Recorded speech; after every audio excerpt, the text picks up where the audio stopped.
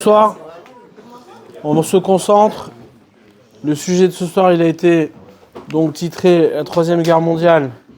Après, c'est quoi Ivoire clair ou un truc comme ça. Pourquoi j'ai décidé de parler de ce sujet-là? Parce que, bon, bah déjà, dans l'actualité, il y a énormément de, de mots qui tournent autour depuis un moment autour de cette question-là. Les médias, ils nous étalent un peu beaucoup tout ce qui se passe, etc. Avec la situation géopolitique mondiale. On a affaire aussi à des profils un peu inhabituels, qui sont, d'habitude, on a affaire à des profils politiques plus, on va dire, plus modérés, plus stables, moins démonstratifs. Là, on a de tous les côtés des personnes qui semblent être un peu fous, c'est-à-dire aussi bien du côté des États-Unis comme Trump, qui paraît farfelu, ou bien comme Poutine, qui semble être un dictateur complètement déraisonné, mais également des gars comme Macron, qui excitent les gens et qui font croire qu'ils sont capables de faire la guerre avec les plus grands. Enfin bref, on assiste à des choses qui sont pas du tout raisonnables. Ouais, c'est-à-dire, on a des réactions qui sont pas. Quand on les écoute, on se dit mais en fait, qu'est-ce qu'ils font? Un Zelensky qui veut rien dire, mais qui au final fout la zut dans le monde entier. Bref, il y a quelque chose qui est pas net. On sait pas trop pourquoi en fait les gens se battent. Et les populations sont quelque part un peu otages de ces fous. Ouais.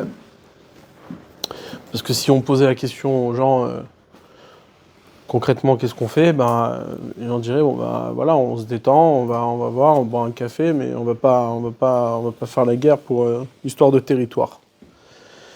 Et c'est un petit peu le décalage qu'il y a entre, ce que je vous décris, c'est purement un sentiment que j'ai, mais j'imagine que vous aussi, parce que quelque part, en discutant, je me suis rendu compte que la plupart des gens sont plus ou moins sur la même longueur d'onde. C'est-à-dire que aujourd'hui, les guerres ne sont plus voulues, évidemment. Mais d'un autre côté, on a un sursaut, on a un renouveau de personnes, c'est-à-dire de dirigeants qui annoncent des guerres et des guerres les plus catastrophiques qui soient, puisqu'on parle de bombes atomiques, etc., comme ça, de manière très légère. Un Poutine qui dit, voilà, en 2 minutes, je peux vous atteindre et vous raser. L'autre, Macron qui dit, mais nous aussi, on a l'arme nucléaire. Enfin, je sais pas, il y a un truc qui... Enfin, en tout cas, moi, qui me choque du point de vue du discours. C'est-à-dire qu'on a l'impression qu'on n'est plus dans quelque chose de normal.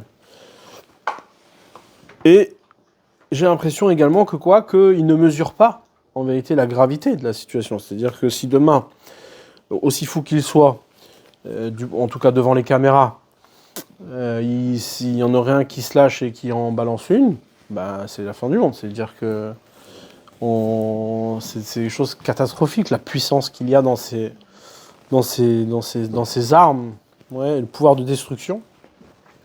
Bref. Non, la question, c'est de savoir quelle va être notre position par rapport à ça. C'est-à-dire comment on doit entendre ça. Il y a évidemment que je ne vais pas vous faire un cours ce soir, parce que c'est pas mon style, mais c'est déjà faire un cours de tout ce qui est annoncé dans les textes et dans les prophètes et dans les rabbinim, etc., qui parlent. C'est pas du tout ce qui est intéressant, mais c'est surtout de comment aborder, c'est-à-dire de comment écouter tout ça. Et comment la Torah qu'est-ce que la Torah attend de nous dans ces situations-là? Je vais commencer par une première question. Ouais, récemment, j'ai vu une vidéo. C'est une des raisons pour laquelle je me suis dit, tiens, ce serait intéressant de parler de ça. J'ai vu une vidéo d'une personne qui titre Troisième Guerre mondiale, etc. Et puis, il commence à parler... sur ça en disant que Hachem, il va décimer 2/3 de la population mondiale et que ça va se faire par les bombes atomiques. Et que également, dans cette vidéo, il cite des chazal, c'est-à-dire des paroles des sages, des enseignements des chachamim, disant que Hachem il a promis de ne plus envoyer le déluge dans le monde et de détruire le monde. C'est une promesse qu'il a fait, mais il a promis qu'avec un déluge d'eau. C'est-à-dire que la première fois où Hachem il a détruit le monde, c'était avec un déluge d'eau. Il a promis qu'il ne recommencerait pas, mais avec un déluge de feu ou d'autres choses. Alors ça, non, il n'a pas promis. Il peut détruire le monde à nouveau. Il n'y a aucun problème. Et donc je vais démarrer à partir de cette question-là. Et, objectivement, qu'est-ce que la Torah nous dit? Qu'est-ce qu'elle nous enseigne? Est-ce qu'il existe, c'est-à-dire, est-ce que c'est vrai ça? Est-ce que il est vrai que quoi? Il y a un match? Non. Est-ce qu'il est vrai que Hachem a promis que de ne pas détruire le monde sous la forme de l'eau, du déluge, mais qu'il peut détruire le monde d'une autre manière? Alors on va lire une Gemara, un passage du Talmud, qui raconte la chose suivante. Au moment du don de la Torah, quand Hachem il a donné la Torah au Sinaï, vous savez que le don de la Torah, c'est un événement qui, évidemment, qui met toute l'humanité face à sa responsabilité. Pourquoi? Parce que le monde entier il a été créé pour la Torah.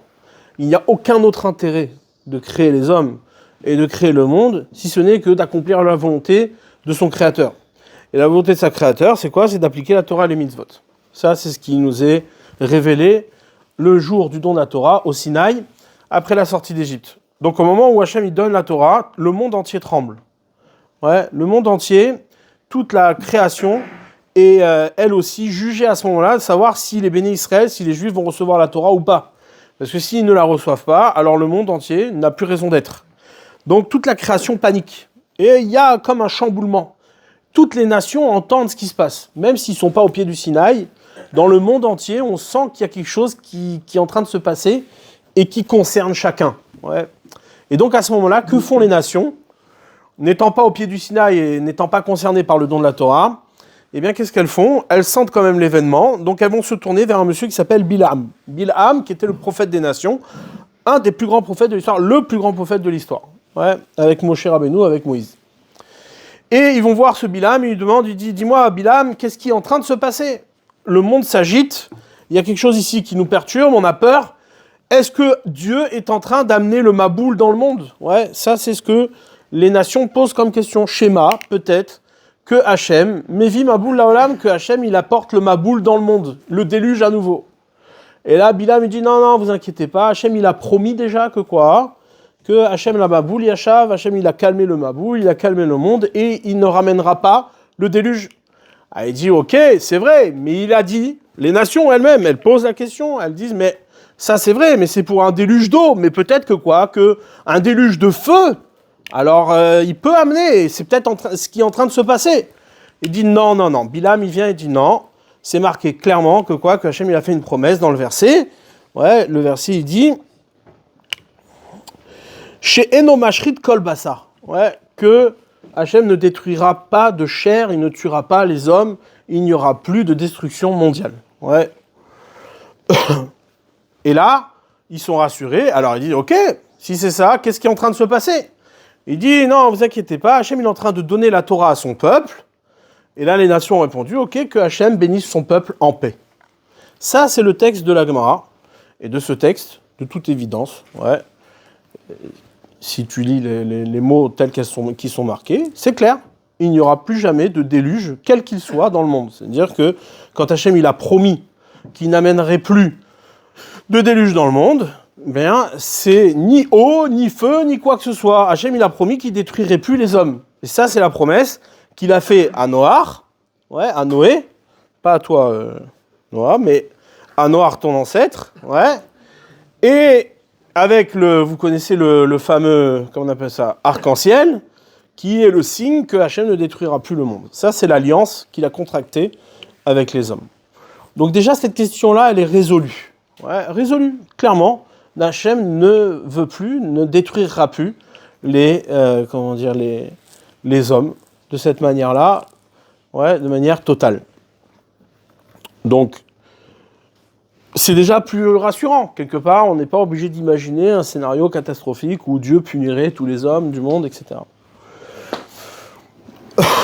Maintenant, il y a évidemment plusieurs questions, à savoir de quel type de déluge on parle, il y a des contradictions, mais au final, la conclusion de tout, c'est cette Gemara qui est retenue.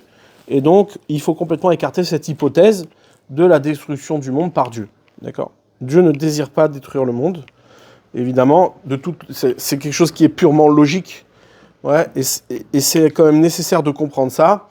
Ouais, dans notre émouna, dans notre foi, il est très important de comprendre que si Hachem il a créé le monde, déjà c'est une logique, mais en plus c'est de la foi. Si Dieu crée le monde, si Dieu te crée, ouais, c'est pas pour te détruire. Ce serait complètement absurde.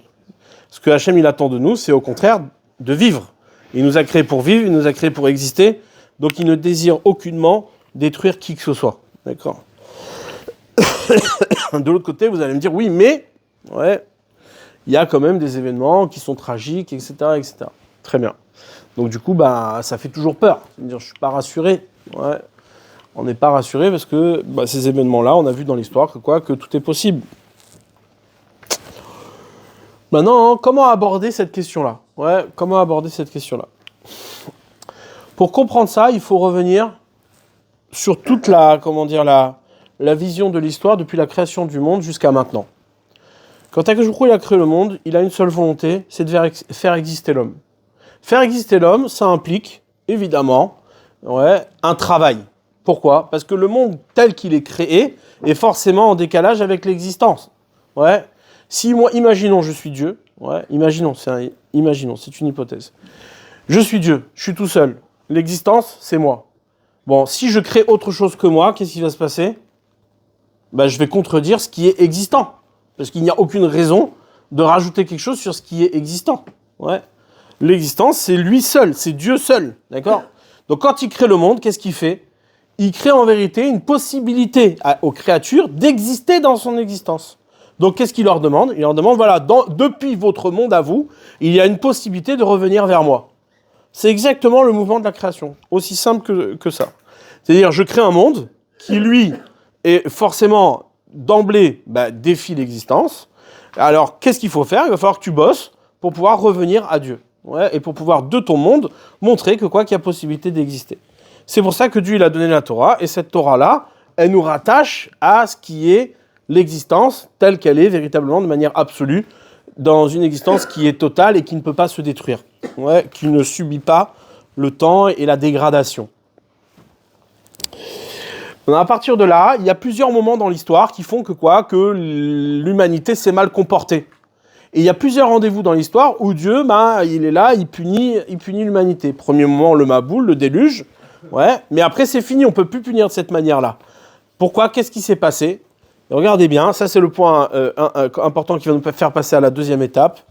C'est qu'en vérité, nos commentateurs, ils expliquent, et ça c'est marqué clairement dans la Torah, dans les versets, que toute la raison pour laquelle on était arrivé à un degré de dégradation du monde tellement puissant au point que Dieu regrette d'avoir créé le monde, c'est quoi ? C'est parce qu'il y avait une communion entre l'homme et la terre. C'est-à-dire que la terre elle-même, elle était pleine d'énergie. Le monde tel qu'il avait été créé à l'origine, avant le déluge, cette terre-là, elle convoquait l'homme et elle amenait l'homme à se laisser pervertir par sa chair. Sa chair elle-même réclamait beaucoup plus que ce qu'elle réclame aujourd'hui. Tout ce que nous, on a comme désir aujourd'hui, etc., c'est des petits désirs, des tout petits désirs. À l'époque, avant le déluge, c'est marqué, le Midrash, tout ça, il ramène que les hommes étaient d'une puissance extrême, d'une vitalité extrême. Et il y avait une communion parfaite entre l'homme et la terre, c'est-à-dire la nature. Et donc la terre avait une influence sur la matière, elle avait une influence sur l'homme. Nous, on ne s'imagine pas très bien ça, mais en vérité, même d'un point de vue scientifique, c'est vérifié. On voit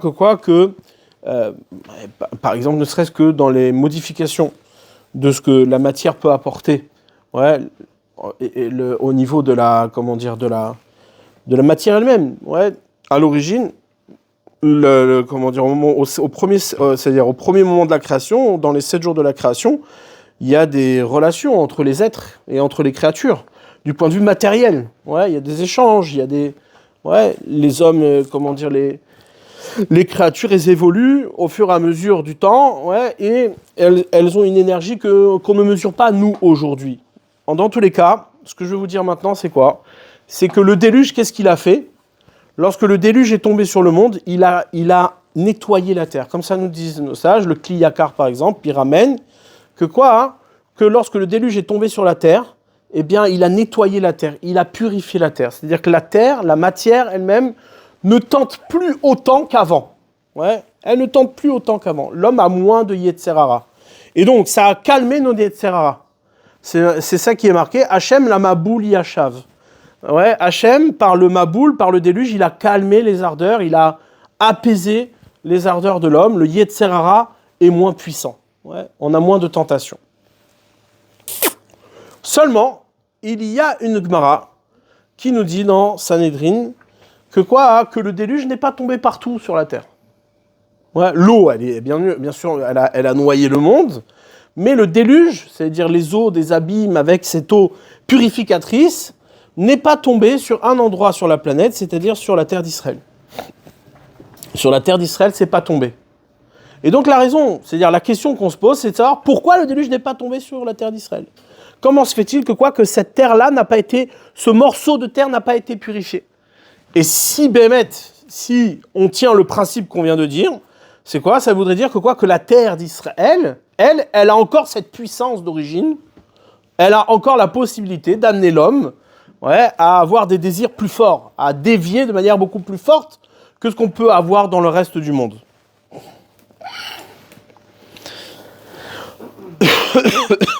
Et Bémet, ouais, c'est ce que dit le Kli Yakar. Le Kli Yakar, c'est un commentateur qui était à Prague et qui était donc du XVIIe siècle, à peu près, 16-17. Ouais. Et ce commentateur, qui était un élève du Maharal, il dit que quoi? Qu'en vérité, sur la terre d'Israël, sa terre n'a pas été purifiée. Elle est restée intacte. Maintenant, il y a d'autres commentateurs qui expliquent pourquoi, pour quelle raison, comment se fait-il qu'on n'a pas calmé le Yetzer Hara là-bas?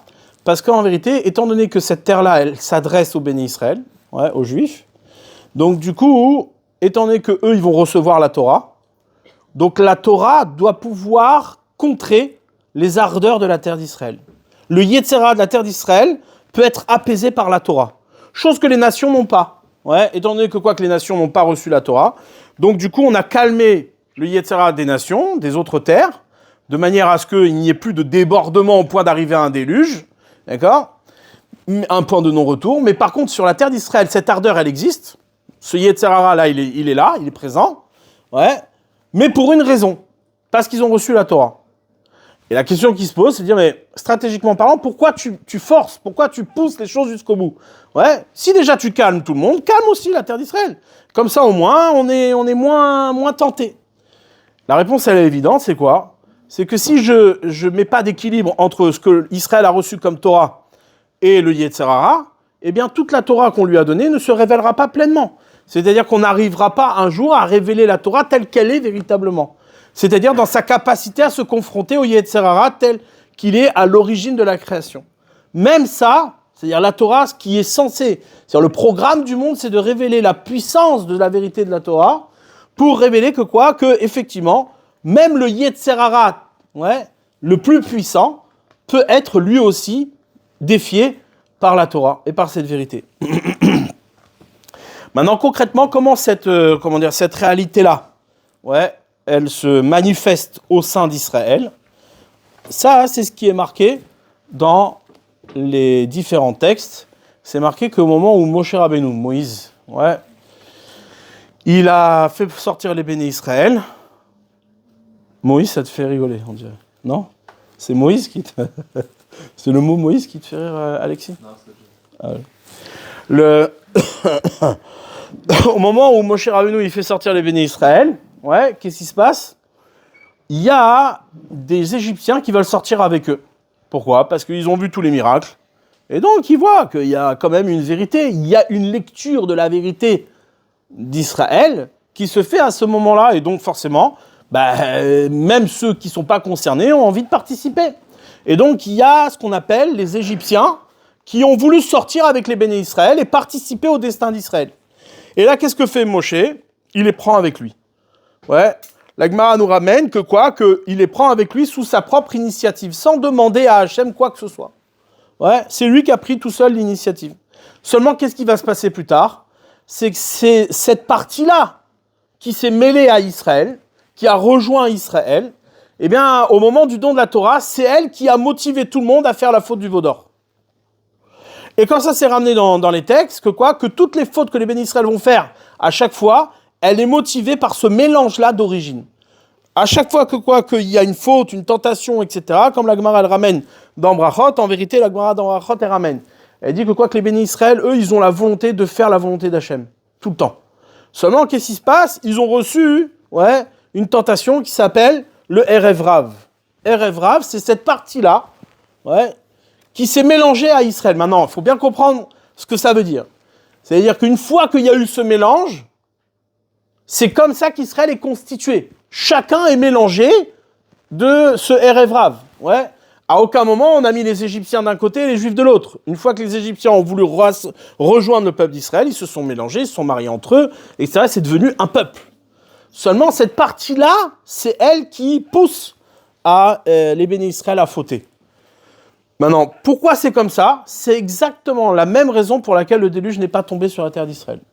De la même manière qu'il fallait que dans la structure d'Israël, dans ce qui va être le Yetzer Hara d'Israël, on garde cette tentation matérielle, qui n'est pas du tout endommagée, qui reste authentique, eh bien, il fallait qu'au sein d'Israël, il y ait aussi une participation des nations au sein d'Israël qui puisse être une influence au cœur même d'Israël à laquelle les bénis Israël vont résister. Je reprends cette idée-là, elle est importante. Il faut me suivre. C'est comme tout, c'est-à-dire si on veut obtenir de la compréhension, on est obligé de passer par des étapes difficiles. Si on reste toujours dans le facile, eh bien on ne comprendra jamais grand-chose. Ou alors comme tous les autres. Et là, à ce moment-là, on pourra retourner à la vidéo de la Troisième Guerre mondiale. Ce qu'il faut comprendre ici, c'est quoi? C'est que Hachem ne veut pas révéler la Torah à moitié. Il ne veut pas révéler une vérité bancale. Pourquoi? Parce que ça n'a aucun intérêt de faire exister un homme dans le mensonge.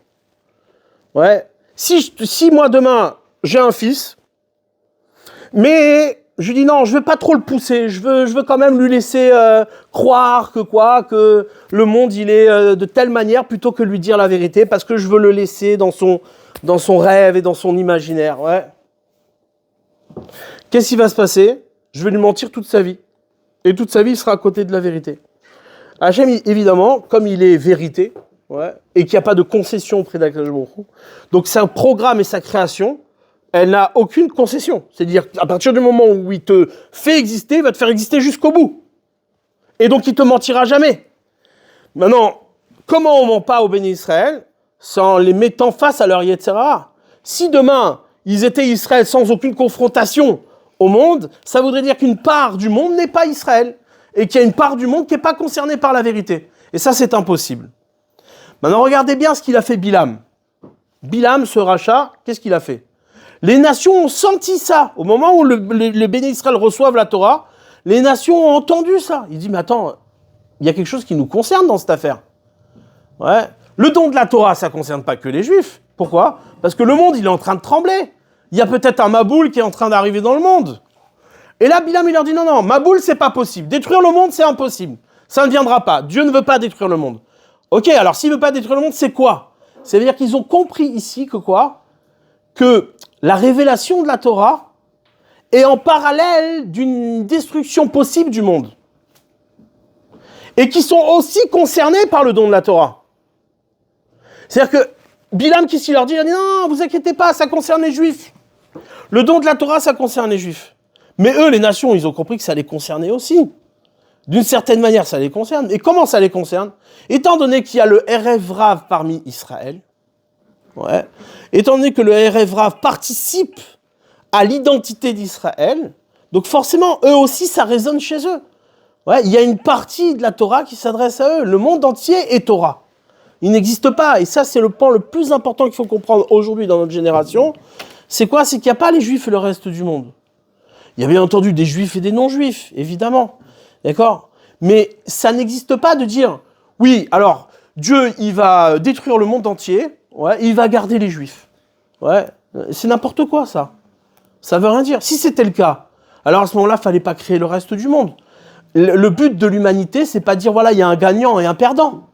Ouais, c'est comme si Dieu, il s'amusait. Il dit, bon, je vais créer des hommes, je vais créer l'humanité tout entière, et du coup, à la fin, je vais montrer que c'est les juifs les plus forts. Dieu, il joue pas aux échecs, c'est pas un débile. Ouais. Et si il crée des hommes, il crée des hommes pour les faire exister. Et ça concerne tout le monde. Ça concerne les fourmis, ça concerne les animaux, la nature, tout. Ça concerne tout ce qu'il a créé. Donc il n'y a pas de différence entre le juif et le non-juif à ce niveau-là. Ouais. Où elle se fait la différence? La différence, elle se fait sur le degré de capacité de révéler ce que Hachem veut. Et donc à ce moment-là, étant donné que le juif, lui, est concerné au plus haut point par la Torah, il doit pouvoir être le relais de cette Torah à toutes les nations, au monde entier. Tout le monde est concerné. Ouais.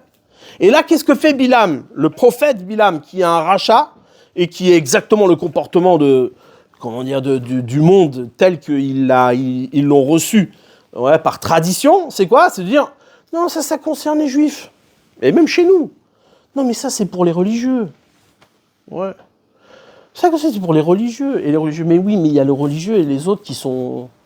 Ouais. Et donc, du coup, la Torah, elle concerne qui, en fait? Elle concerne qu'une petite... 1% de toute l'humanité, et tout le reste du monde, il vit dans une autre réalité, une autre... Alors, il y a les rêveurs qui sont les 1% qui eux, sont concernés par la Torah et qui rêvent que le monde, que Dieu est descendu dans le monde et qu'il a donné la Torah, qu'il a ouvert la mer, qu'il a fait 10 miracles. Tout ça, c'est les fanatiques. Et puis tout le reste du monde qui est normal. Ça n'existe pas, ça. C'est pas comme ça que le monde, il fonctionne. Ouais. Le monde, il est destiné à exister. Donc, exister, c'est faire la Torah. Il n'y a pas d'autre possibilité. Ça, c'est ce que Hachem nous a révélé. Maintenant, si faire la Torah, ça concerne qu'une partie de l'humanité, ça veut dire que le monde, il est mal fait. Donc, comment on fait? Ouais. Ça, c'est ce que Bilam, il a compris. C'est-à-dire qu'en vérité, de la même manière que sur la terre d'Israël, le déluge n'est pas tombé, et qu'on a gardé cette ardeur de la terre, cette ardeur de la matérialité, pour révéler que l'ardeur de la matérialité n'est pas opposée à la dimension véritable spirituelle d'Israël, et que les deux peuvent se marier, les deux peuvent communiquer. Avec toute l'ardeur du Yetzer Hara, je peux amener à l'étude de la Torah la plus profonde. Ouais. Eh bien, ça, c'est ce qui est censé se passer au moment du don de la Torah. Et c'est à ce moment-là que toutes les nations sont concernées. Elles tremblent avec la partie du Erev Rav qui est parmi Israël. Seulement, qu'est-ce qui se passe? Ça a un danger, ça a un prix. C'est quoi? C'est que si le Erev Rav, il est présent, va falloir le surmonter. Va falloir être en confrontation avec cette réalité-là d'Israël. Parce que c'est des Israël. Ouais. Ce sont des Israël. Maintenant, ça fait partie d'Israël. Pourquoi je vous dis tout ça? C'est pour vous introduire un principe que le Zohar y ramène, ouais, qu'à la fin des temps, et c'est là où on arrive à la question de notre troisième guerre mondiale, qu'à la fin des temps, qu'est-ce qui va se passer? Il va se passer que ce Erev Rav là, ouais, il va se révéler parmi Israël pour pouvoir justement arriver à amener les béné Israël à surmonter cette partie-là d'Israël, à surmonter cette partie-là, cette influence-là possible d'Israël. C'est marqué qu'au moment, je ne sais pas si vous avez remarqué, quand vous avez lu la Torah une fois, ouais, ou en tout cas les parachutes, les sessions qui concernent la sortie d'Égypte, je ne sais pas si vous avez vu, il y a deux messieurs qui s'appelaient Dathan et Aviram. Deux personnes qui, eux, n'arrêtent pas sans arrêt de critiquer Moshe, de critiquer la sortie d'Égypte en disant, ouais, et ça commence quand? Il y a 3 étapes dans la sortie d'Israël d'Égypte. Ouais, l'exil, ce qu'on appelle l'exil, et la délivrance. Pour arriver de l'exil à la délivrance, il y a plusieurs étapes. Première étape, on est sur la terre d'Égypte. On est pris par l'exil. On est égyptien. Maintenant, pour se délivrer, qu'est-ce qu'il faut? Il faut se détacher de l'Égyptien. Cette première étape, elle arrive quand? Elle arrive au moment du 15 Nissan, au moment de Pessah.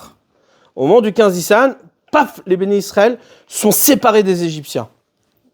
Et là, il commence une aventure. Sortie d'Égypte, ça va durer 7 jours. Durant 7 jours, ils vont partir de l'Égypte jusqu'à la mer Rouge. Et ces 7 jours-là vont être, une période où les bénis Israël vont devoir fuir l'Égyptien. L'Égyptien va les poursuivre. Mais ils sont déjà détachés.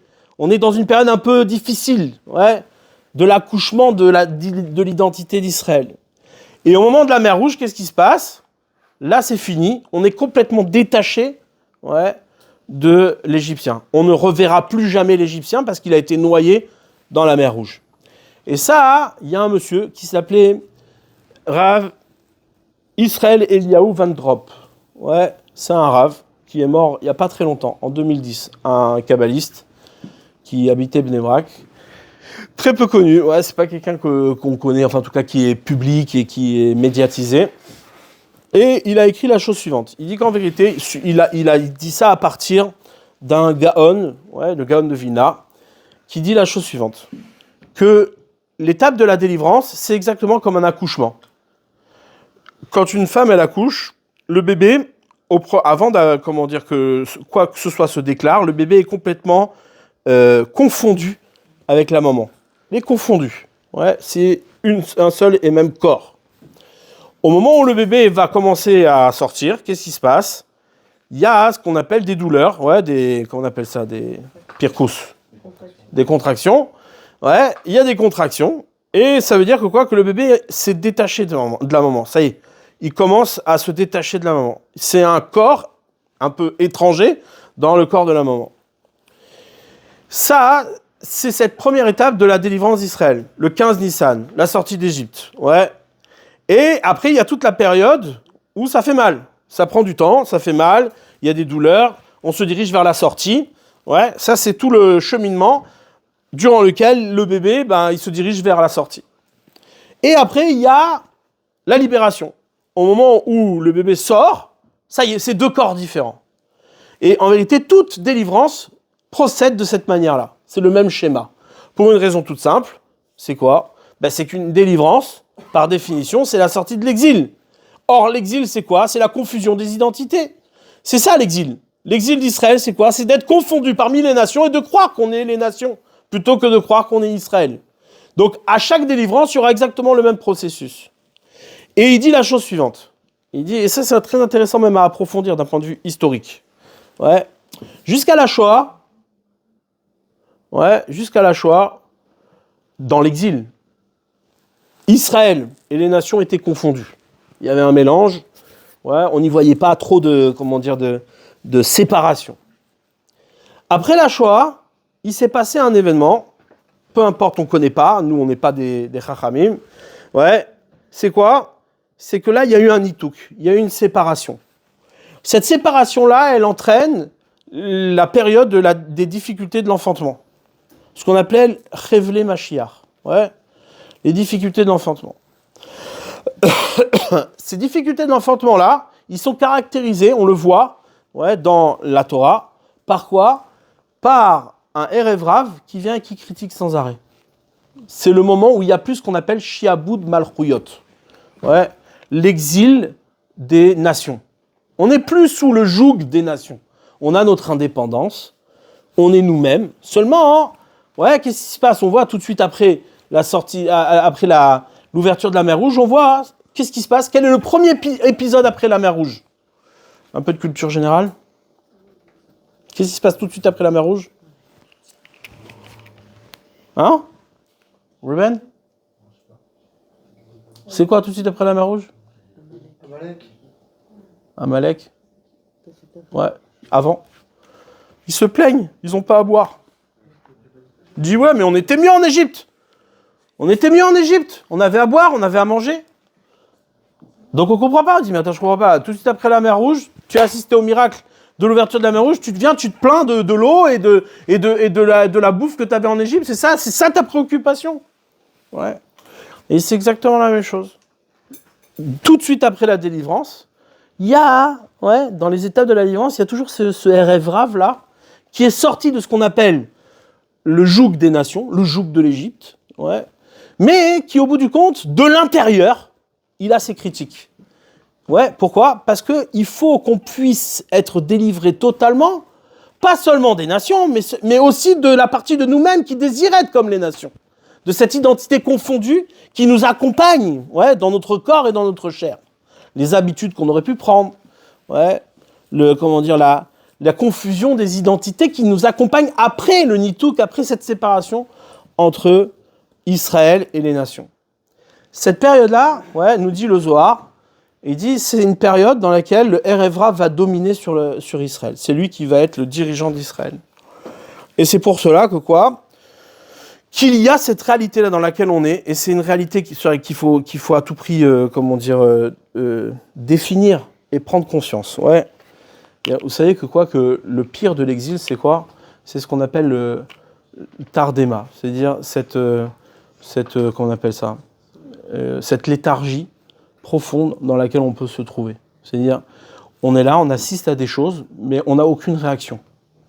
Ouais. Et c'est un petit peu ce qui se passe en ce moment. C'est-à-dire, c'est impressionnant de voir ça. C'est-à-dire, on est capable, peut-être que c'est aussi un bien pour un mal, c'est-à-dire, en tout cas, je ne sais pas, mais c'est-à-dire, on assiste à des choses qui sont quand même terrifiantes. C'est-à-dire, on voit des événements qui sont gravissimes, avec des excités de la vie qui sont prêts à détruire le monde, ouais, juste pour leur propre intérêt et leur petit lopin de terre. Ouais.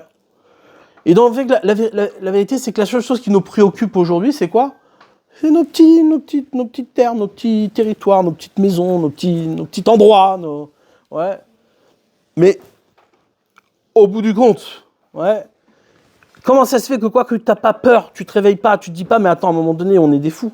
Ouais. C'est là-dessus qu'on se dispute. Qu'est-ce qu'il fait ? La léthargie. C'est-à-dire, le monde fonctionne comme avant, comme si rien s'était passé.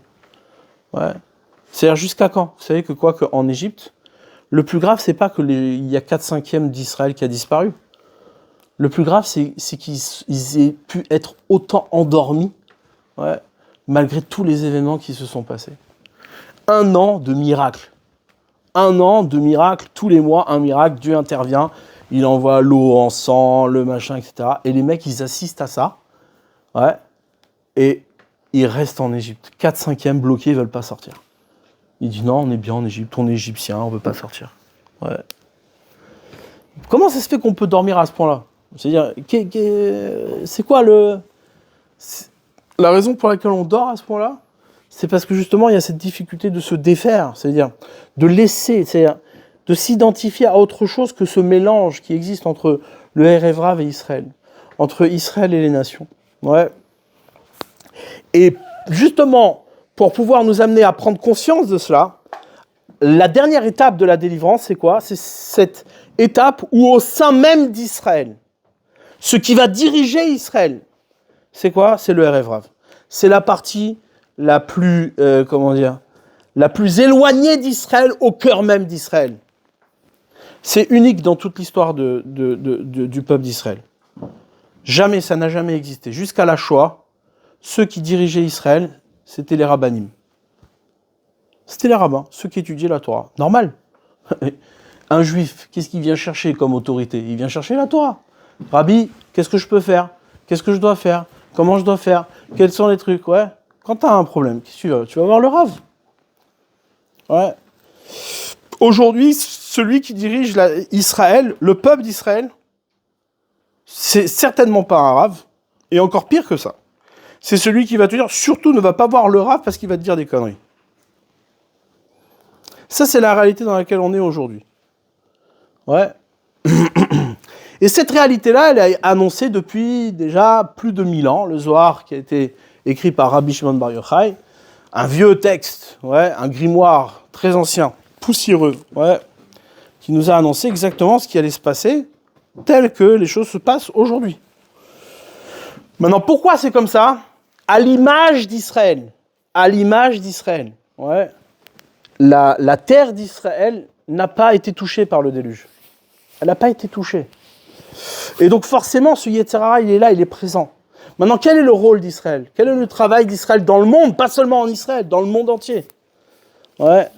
C'est de révéler qu'il y a possibilité de résister. Et que tout exil amène à une révélation, à une délivrance. Que le but du monde, ouais, ce n'est pas de détruire le monde, ce n'est pas de, de faire des guerres. Ouais. C'est aujourd'hui, même le juif, il vit la fin des temps comme un apocalypse décrit dans, dans les textes du Nouveau Testament. En pensant que oui, il va arriver un tel et truc, et il va avoir la guerre de Gog et Magog, et ils vont se disputer, ça va être là. Tout ça n'a aucun intérêt. C'est-à-dire, toutes les guerres n'ont aucun intérêt, si ce n'est que de révéler là où on en est, ouais, et surtout de se préoccuper de ce qui nous concerne au plus profond, c'est quoi? C'est où t'en es avec le Erev Rav. Où t'en es avec la partie de toi qui refuse d'être toi-même.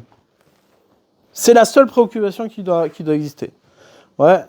Et c'est ça que, c'est le message que j'aimerais vous faire passer. C'est-à-dire que à aucun moment, Dieu a prévu de détruire le monde. À aucun moment, Dieu a prévu de tuer qui que ce soit. Il veut pas ça, c'est une évidence. Hachem ne désire pas faire mourir les hommes qu'il a créés. C'est une absurdité. Alors, la raison pour laquelle les hommes meurent, c'est parce que l'homme, il est bête. C'est lui qui se tue tout seul. Pourquoi? Parce que Dieu, il fait tout pour que tu puisses exister. Tout. Il fait tout pour que tu puisses vivre. Seulement, on reste attaché. On reste attaché à l'Égyptien. On veut rester en Égypte. Ouais. Quand je dis veux rester en Égypte, c'est évidemment pas une question de territoire ou de lieu. C'est une question d'identité. Une question de spiritualité. De savoir, mais attends, t'es juif, mais pourquoi? T'es juif, pourquoi? Ouais. À quoi ça sert d'être juif?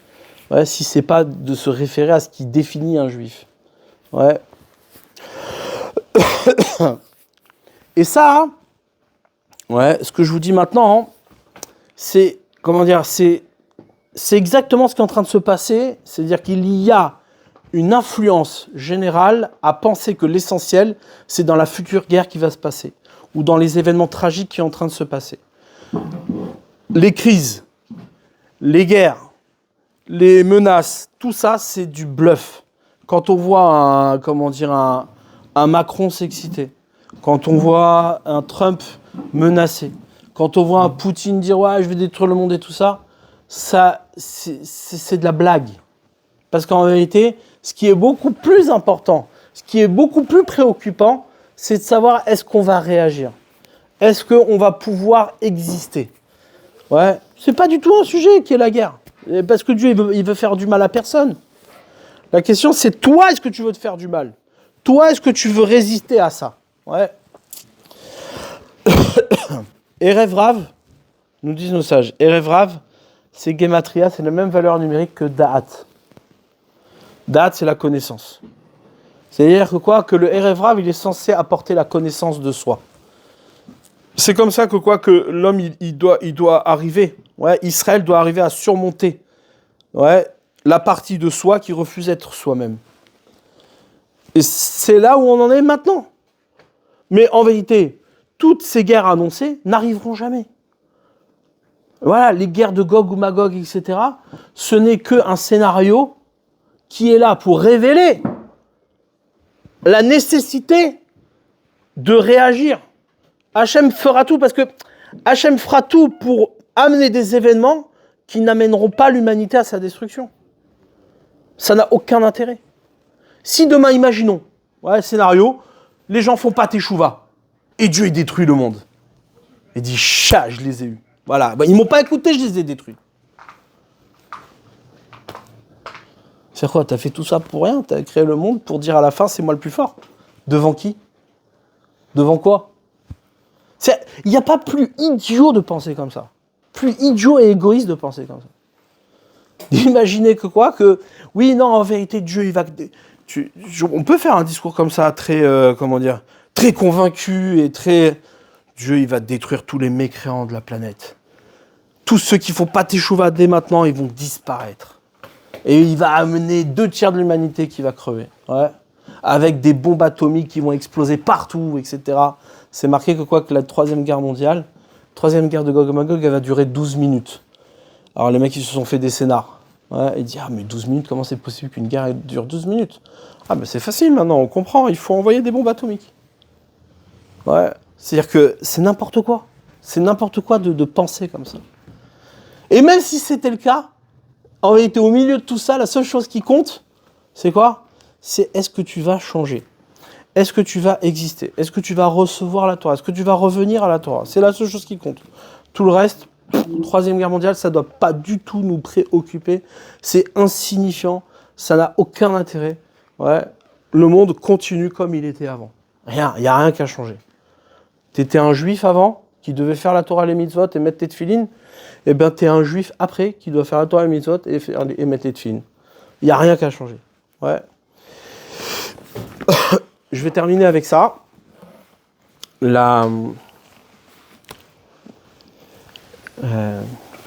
Qu'est-ce que je voulais dire? Je sais plus. Ah oui. Il y a un Rambam. Le Rambam, il dit la chose suivante. C'est marqué dans les halachot. Ouais, le Rambam Maïmonide, il a ramené dans ses halachot. Ouais. Que quoi? Au sujet de la guerre de Gog ou Magog. Il dit la chose suivante. Yesh mina chachamim, il y en a qui disent parmi les sages, shomrim, qui disent shekodem biata melech hamashiach yavo Eliyahu, que avant la venue du Mashiach viendra Eliyahu Hanavi, un prophète qui annoncera sa venue. Et il dit, et tout ce qu'il a parlé avant, les guerres, le machin, le truc, etc. Vechol elu advarim, toutes ces choses-là, vekayotse ben, et tout ce qui concerne ce sujet-là, lo yeda adam et ach yiyu achiyu. Personne, aucun homme ne sait et ne saura comment ça va se passer avant qu'elle se passe. Ouais. Pourquoi tu nous dis ça? Bah, évidemment. Ouais. Mais pourquoi il nous dit ça? Parce qu'en vérité, l'essentiel de ces événements, c'est quand ils se passent. C'est pas de les annoncer ou de s'imaginer. Elles n'ont aucun intérêt. Chez Dvarim, Stumimen et Tselanevim, c'est même ces choses-là, auprès des prophètes, elles sont cachées. Déjà, même les prophètes, ils n'arrivent pas à lire ça. Même les sages n'ont aucune référence à ces sujets-là. Ouais. C'est pour ça qu'il y a beaucoup de sujets, de contradictions, il y en a qui disent, il y en a qui disent.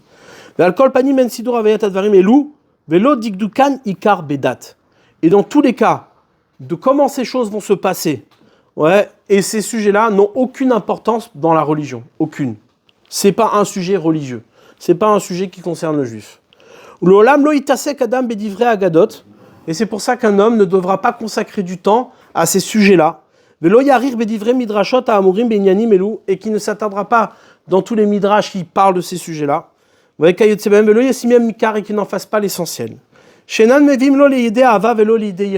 Parce que ces sujets-là n'amènent pas à l'amour de Dieu ni à la crainte de Dieu. C'est important ce passage-là. C'est-à-dire de parler de la troisième guerre mondiale. Tu sais, Dieu il va nous massacrer. Si tu fais pas tes chouvas. Ouais. Ça n'amène ni l'amour de Dieu ni la crainte de Dieu. Donc ça veut dire quoi? Pourquoi tu dis ça? C'est quoi l'intérêt de dire ça? Parce qu'au fond de toi, c'est quelque chose qui rassure de dire que le monde, il est dirigé par un Dieu qui va venger, ouais, tous les pauvres petits juifs qui se sont fait agresser dans le monde. Mais où elle est ta religion? Tu veux quoi? Tu veux un Dieu qui te venge ou tu veux être en relation avec Dieu? C'est quoi que tu veux? Et de même, tu ne devras pas faire de calcul de savoir quand le Mashiach va arriver. Ouais.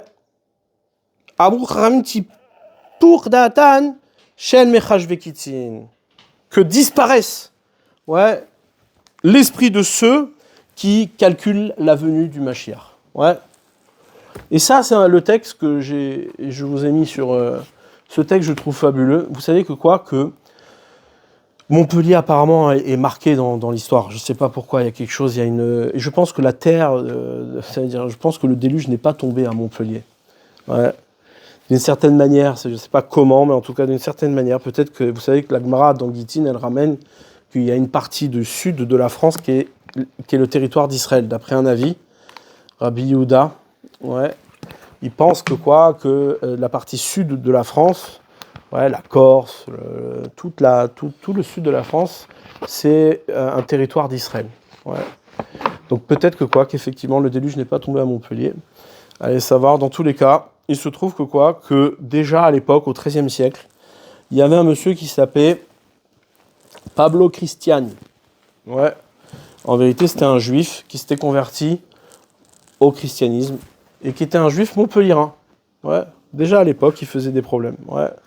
C'était un juif montpelliérain qui s'était converti au christianisme. Et ce juif montpelliérain, ouais, il a fait parade dans le monde entier pour convertir les juifs au christianisme. Il est parti partout, c'est lui qui a dénoncé les juifs auprès du royaume de France, c'est lui qui a amené quelque part, lui et d'autres, mais en tout cas il a œuvré pour que les juifs, pour que le Talmud soit brûlé, pour que le Talmud soit censuré. C'est lui qui a convaincu l'Église à censurer le Talmud. Parce qu'il y avait des parties dans le Talmud qui, selon lui, disaient des hérésies sur le Mashiach, le Messie, qui était Jésus, etc. Et donc, du coup, il y a eu un victoire, une disputation, un échange public qui a été organisé par ce monsieur en convoquant le Ramban, le maître de la génération de l'époque, le Ramban Nachmanide, qui se trouvait être à Barcelone à cette époque-là. Et donc, il a organisé cette disputation en public pour montrer qu'il avait des arguments, comme il connaissait bien la Torah. Ce type-là, il était marié, il avait 3 enfants ou 5 enfants, je ne me rappelle plus. Il était marié, il étudiait à la yeshiva, on sait même chez qui il étudiait. Et et d'un coup, il a pété un boulard, peut-être un peu de RF avant lui. Et qu'est-ce qui s'est passé ? Il s'est converti au christianisme, il a abandonné sa femme et ses enfants. Il a piqué les enfants, il les a convertis au christianisme, il a laissé sa femme. Et il a organisé, il s'est battu corps et âme, il a écrit, il a fait des conférences. Le roi avait autorisé à ce qu'il fasse des conférences dans les synagogues. Il forçait toutes les synagogues à l'accepter et à l'écouter, parler pour pouvoir convaincre les gens à se christianiser. C'était son... Et il a vu, ce qui lui mettait les nerfs, c'est quoi ? C'est que les juifs l'écoutaient et ça faisait rien. Il dit, non, ça va pas, on va pas changer de religion. Et donc, qu'est-ce qui se passe ? Il a organisé une disputation à Barcelone. Nachmanide, pendant 3 jours, il a débattu avec lui, où là-bas, le sujet, c'était de prouver que Jésus était le Mashiach, etc. Et durant toute cette... Je ne vous fais pas tout le truc, c'est très, très intéressant. D'ailleurs, il est traduit en français. Il y en a un qui me l'a piqué, je ne sais pas où il est. Mais s'il y a quelqu'un qui l'a, ramenez-le. Et consultez-le. Là-bas, vous pouvez l'acheter sur Amazon. Très intéressant en français. Le Ramban, il a écrit ce texte après parce que, comme il avait gagné la disputation, il avait même reçu un cadeau du roi. Et ce qui est très intéressant, c'est quoi ? C'est que le roi qui était là-bas, qui a assisté, c'était Jacques Ier, d'Aragon. C'était un roi qui est né à Montpellier aussi. Un roi qui est né à Montpellier, Et donc il y avait beaucoup de Montpelliérains dans cette affaire. Et donc qu'est-ce qui se passe lors de cet échange ? Eh bien, le Ramban gagne l'échange, mais durant tout le discours, il y a un passage qui est incroyable. Et il n'y a un Ramban, c'est-à-dire il n'y a que quelqu'un clair dans sa foi qui peut dire une chose pareille. Le Ramban n'a pas fait une vidéo sur YouTube en disant « c'est la fin des temps ». Il faut partir en Israël, il faut, la guerre de Gog ou Magog va arriver, il faut. Non. Qu'est-ce qu'il a dit ? Il s'adresse au roi d'Aragon et il lui dit comme ça. Il lui dit approximativement, je vous l'ai envoyé sur WhatsApp, si ça vous intéresse, vous le lisez, mais je vous dis approximativement ce qu'il a dit. Il dit, mon cher roi, écoutez-moi un petit peu. Écoutez-moi un petit peu ce que j'ai à vous dire.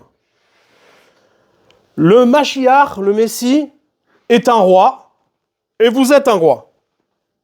Le Messie est un roi de chair et de sang, comme vous. Pareil, la même chose. Et moi, je préfère le roi d'Aragon au roi Mashiach. Pourquoi ? Pour moi, vous êtes plus important que le Mashiach.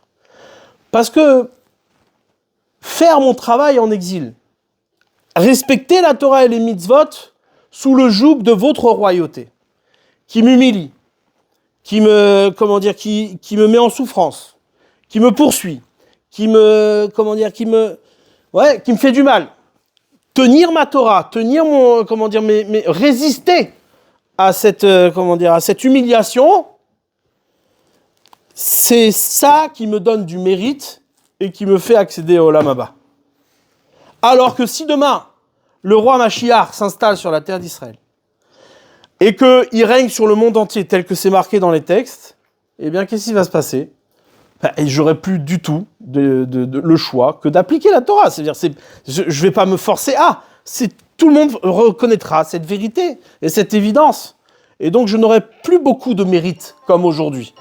Ouais. C'est une folie ce qu'il dit. C'est le Ramban, Nachmanide. Ouais. Alors on va dire non, mais allez, il a dit ça devant le roi à l'époque. Mais en vérité, ce texte-là n'aurait jamais dû être écrit. C'est le Ramban qui l'a écrit exprès pour le faire passer dans toutes les générations, pour qu'on apprenne qu'est-ce qui s'est passé là-bas, qu'est-ce qui a été dit, et de montrer combien il a gagné l'échange. Pourquoi il dit ça ? Parce qu'il n'y a qu'une seule chose qui compte. Dans tout ça, il n'y a qu'une seule chose qui compte. C'est la proximité que tu vas construire avec Hachem durant toutes ces périodes-là d'épreuves et de difficultés. C'est la seule chose qui compte. Tout le reste, comment ça va se passer, la fin des temps, le machin, et de toute façon, on va mourir. Ouais. À 120 ans, on mourra.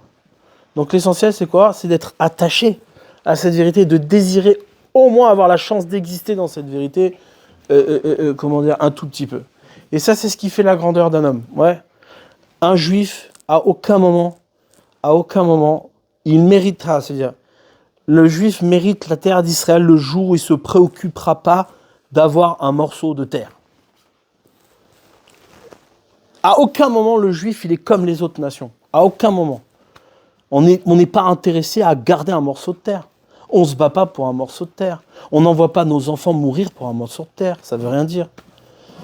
La raison pour laquelle on se bat, c'est d'abord pour survivre. Ça, c'est déjà le point le plus important. Et la chose la plus essentielle qui soit, c'est préserver notre identité, préserver ce qu'on est. Mais si c'est juste pour se battre, pour avoir un morceau de terre, ouais, comme ce que chacun rêve, qu'un jour ça se passe, c'est que Gaza soit Cannes, ouais, par le mérite du Melech HaMashiach, ouais, le roi Mashiach annoncé sur YouTube, Rabbi Trump, ouais, qui va nous faire des plages à Gaza comme à Cannes. On va pouvoir ouais, le rêve. Ouais, je sais qu'Alexis rêve de ça. Mais ça s'arrangera avec le temps. Ouais. C'est absurde. Comment on peut être aussi petit que ça ? Comment on peut être aussi petit que ça, que de penser que le destin d'Israël, c'est d'avoir des plages sur les bords de la Méditerranée ? Ouais, et Dieu, il n'a pas donné la Torah pour ça. Enfin, je veux dire, à un moment donné, on ne s'appelle pas juif pour ça. On peut pas se réduire à ça. Vous imaginez ce que pensent les nations de nous en laissant croire que ce qu'on voudrait défendre, c'est nos plages à Gaza. Franchement. Ouais. C'est pour ça que la Troisième Guerre mondiale, en vérité, on s'en fout. Et il y a de grandes chances qu'elle n'arrive jamais. Et si même elle arrivait, eh bien, Dieu il sera là pour faire en sorte que chacun puisse passer cette étape-là dans le but d'exister. Ouais, ça n'a d'intérêt que pour exister et vivre. Jamais, à aucun moment, Dieu n'a programmé la destruction de l'humanité. C'est une absurdité sans nom de penser comme ça. C'est même cruel de penser comme ça. Ouais. Parce que celui qui dit ça, au fond de lui-même, il est persuadé que c'est les autres qui vont mourir et lui, il va vivre. Parce qu'il dit, les mécréants vont crever, ouais, je vous le dis, faites tes chouvas maintenant. Et toi ? Peut-être que toi aussi, tu vas crever. Tu sais qu'il y a plein de tzadikim qui sont morts pendant la Shoah, dans les camps de concentration. De manière horrible. Il y a plein de livres, ce serait bien que vous documentez, mais il y a des moments comme ça où les Allemands, ils sont rentrés dans des yeshivot, ouais, où le Rav, il était en train d'étudier. Et les mecs, ils arrivaient avec des haches et ils découpaient les têtes, comme ça, sur la Gemara. Sur la Gemara. Le type, il est en train d'étudier, il est avec Hachem, il étudie la Torah. Les mecs, ils arrivent, ils lui pourfendent le crâne sur sa Gemara. Tu crois que c'est ça qu'Hachem, il veut? Tu crois que c'est ça qu'Hachem, il veut? C'est une absurdité. Donc quoi? C'est quoi le sens de ça? C'est évidemment d'évaluer, de pouvoir faire en sorte qu'on puisse devenir quelque chose plutôt que de rien devenir. Ouais, et de se terminer avec la terre du déluge, ouais, au grand maximum, être enterré sur une terre bien fertile. Ouais. Tov. Razak ou Baruch. N'hésitez pas à poser des questions.